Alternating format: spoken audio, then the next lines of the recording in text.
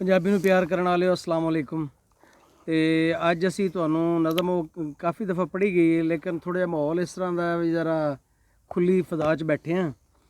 ਤੇ ਉਹਨੂੰ ਜ਼ਰਾ ਸੁਣਨ ਦਾ ਹੋਰ ਹੀ ਅੰਦਾਜ਼, ਜਿਹੜੇ ਇਹਦੇ ਦੁਖੀ ਜਿਹੇ ਡੰਗੇ ਹੋਣਗੇ ਤਾਂ ਉਹਨਾਂ ਨੂੰ ਜ਼ਿਆਦਾ ਸਵਾਦ ਆਏਗਾ। ਡਾਢੀ ਬੀਵੀ ਦੇ ਉਨਵਾਨ ਨਾਲ ਨਜ਼ਮ ਹੈ ਤੇ ਅਨਵਰ ਸਾਹਿਬ ਕੋਲੋਂ ਦੁਬਾਰਾ ਸਾਡੇ ਦੋਸਤਾਂ ਦੀ ਫਰਮਾਇਸ਼ ਹੈ ਵੀ ਜ਼ਰਾ ਇੱਕ ਦਫਾ ਨਾ ਸਾਨੂੰ ਫਿਰ ਤੁਸੀਂ ਸੁਣਾਓ। ਤੇ ਇਹ ਜਨਾਬ ਹੁਣ ਦੁਬਾਰਾ ਫਿਰ इंशाअल्लाह पढ़ रहे हैं तो तुसी सुन के दस्से जे तुहानू किंज दी लगी तो ये गल सही है या गलत है, जिहड़ा इन्हां दा तजर्बा है या इन्हां दी जिहड़ी सोच है ਉਹਦੇ ਬਾਰੇ ਸਾਨੂੰ ਆਗਾਹ ਜ਼ਰੂਰ ਕਰੇਗਾ ਜੀ। ਮੇਰੇ ਪਿਆਰੇ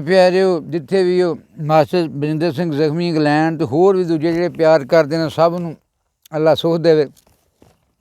ਇਹ ਜਿਹੜੀ ਨਜ਼ਮ ਹੈ ਦਾ ਆਖਰੀ ਸ਼ੌਕ ਜਿਹੜਾ ਸ਼ੇਰ ਹੈ ਨਾ, ਆਖਰੀ ਅਸਲ ਰੂਹ ਉਹ ਹੈ ਤੇ ਦੂਜਾ ਤੇ ਐਵੇਂ ਮਜ਼ਾ ਇਹ ਪੈਦਾ ਕੀਤਾ। ਆਖਰੀ ਸ਼ੇਰ ਗੌਰ ਨਾਲ ਸੁਣਿਆ ਜੀ।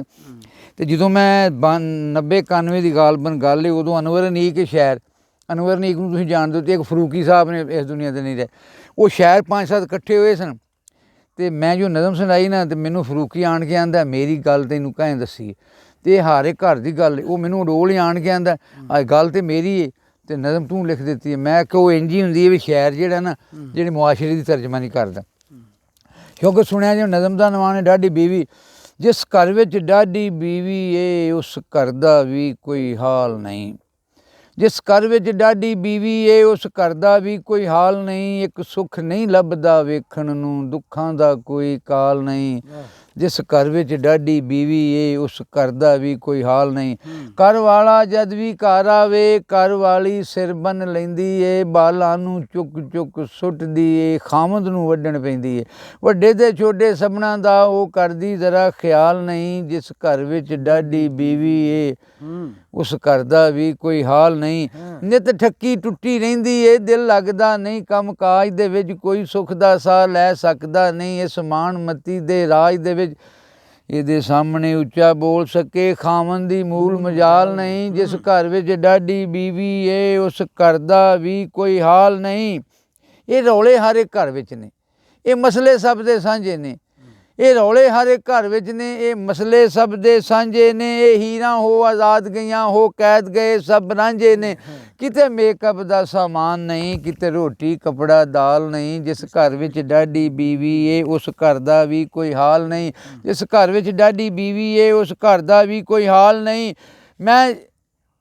ਉਹ ਜਦ ਵੀ ਘਰ ਵਿੱਚ ਵੜਦਾ ਏ ਤੇ ਡਰਦਾ ਡਰਦਾ ਵੜਦਾ ਏ, ਉਹਦਾ ਉੱਚੀ ਸਾਹ ਵੀ ਨਾ ਨਿਕਲੇ ਹੁਣ ਇਸ ਗੱਲ ਤੋਂ ਵੀ ਡਰਦਾ ਏ, ਇੰਝ ਲੱਗਦਾ ਏ ਦਿਲ ਦੀ ਧੜਕਣ ਵੀ ਹੁਣ ਰਹਿ ਗਈ ਉਹਦੇ ਨਾਲ ਨਹੀਂ, ਜਿਸ ਘਰ ਵਿੱਚ ਡਾਢੀ ਬੀਵੀ ਏ ਉਸ ਘਰ ਦਾ ਵੀ ਕੋਈ ਹਾਲ ਨਹੀਂ। ਇਹ ਮਸ਼ਵਰਾ ਦੇਵਾਂ ਛੜਿਆਂ ਨੂੰ ਨਾ ਸ਼ਾਦੀ ਮੂਲ ਕਰਾਉਣਾ ਜੀ, ਇਸ ਫੁੱਲਾਂ ਵਰਗੀ ਜ਼ਿੰਦੜੀ ਨੂੰ ਨਾ ਵਸ ਕੰਡਿਆਂ ਦੇ ਪਾਣਾ ਜੀ,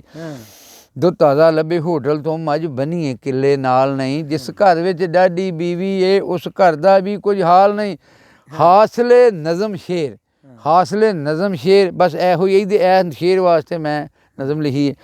ਜਿਸ ਘਰ ਵਿੱਚ ਮੀਆਂ ਬੀਵੀ ਖੁਸ਼ ਉਸ ਘਰ ਦੇ ਵਿੱਚ ਖੁਸ਼ਹਾਲੀ ਹੈ, ਜਿਸ ਘਰ ਵਿੱਚ ਮੀਆਂ ਬੀਵੀ ਖੁਸ਼ ਉਸ ਘਰ ਦੇ ਵਿੱਚ ਖੁਸ਼ਹਾਲੀ ਹੈ, ਇਸ ਘਰ ਵਿੱਚ ਨਿੱਤ ਲੜਾਈ ਰਹਿ ਬਦ ਅਮਨੀ ਤੇ ਬਦਹਾਲੀ ਹੈ, ਇਹ ਸੋਚ ਸਿਆਣੇ ਲੋਕਾਂ ਦੀ ਇੱਕ ਅਨਵਰ ਦਾ ਇਹ ਖਿਆਲ ਨਹੀਂ, ਜਿਸ ਘਰ ਵਿੱਚ ਡਾਢੀ ਬੀਵੀ ਏ ਉਸ ਘਰ ਦਾ ਵੀ ਕੋਈ ਹਾਲ ਨਹੀਂ, ਇੱਕ ਸੁੱਖ ਨਹੀਂ ਲੱਭਦਾ ਵੇਖਣ ਨੂੰ ਦੁੱਖਾਂ ਦਾ ਕੋਈ ਕਾਲ ਨਹੀਂ, ਜਿਸ ਘਰ ਵਿੱਚ ਡਾਢੀ ਬੀਵੀ ਏ ਉਸ ਘਰ ਦਾ ਵੀ ਕੋਈ ਹਾਲ ਨਹੀਂ।